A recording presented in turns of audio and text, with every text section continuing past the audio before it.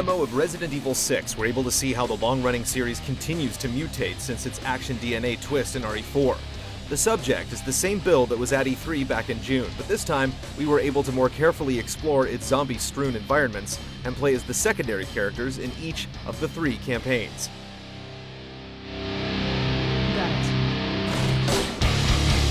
At the core of Resident Evil 6 are the intertwining campaigns of veterans Chris Redfield and Leon Kennedy as they travel the world in an effort to thwart another bioterrorist outbreak. Thrown into the mix is newcomer Jake, the son of the series' main antagonist Albert Wesker. Each of the leads are accompanied by a partner. Secret Service member Helena teams up with Leon, BSAA member Piers tries to bring Chris back from the brink, and Jake partners up with Sherry Birkin, a name that should be familiar to RE veterans. Like Resident Evil 5, cooperative play feels central to the game's design. In the demo, you can select from any of the 3 campaigns for a brief taste of the experience. Leon's level attempts to channel the dark and suspenseful atmosphere of the older Resident Evil games, though it's light on actual content and action. You'll slowly move through a university campus that's been ravaged by an outbreak, with camera zooms and pans attempting to recreate the series' classic tension. There's little to interact with until the level culminates with a zombie shootout in a parking garage. Chris's level, which is much more action-oriented than Leon's, has a bit more to offer. Playing as Piers is a much better experience, providing cover for Chris as he makes his way across the rooftops. Piers also has access to a sniper rifle with thermal vision, which gives you more options and makes better use of the game's newly added cover system. The sequence near the end, when you need to hold out against a seemingly endless onslaught of zombies, is definitely a highlight, although it pales in comparison to the similar village sequence back in Resident Evil 4.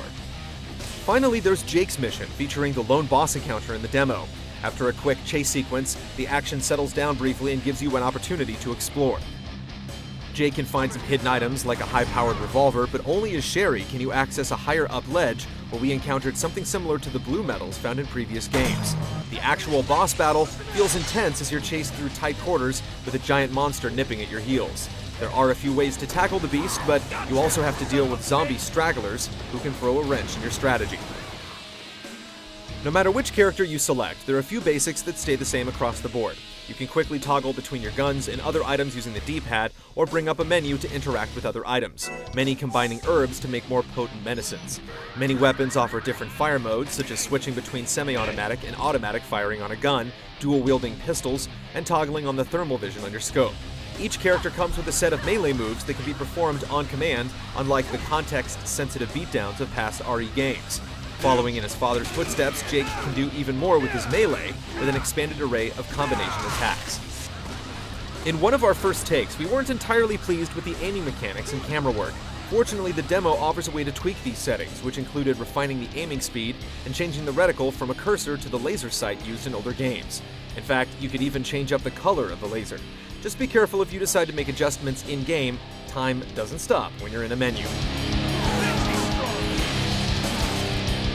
It's hard to say how much the demo will reflect the final product, but with only 3 months away from the North American launch of Resident Evil 6, we won't have to wait long to find out. We'll soon have the final word on the impact of this biohazard in our full review.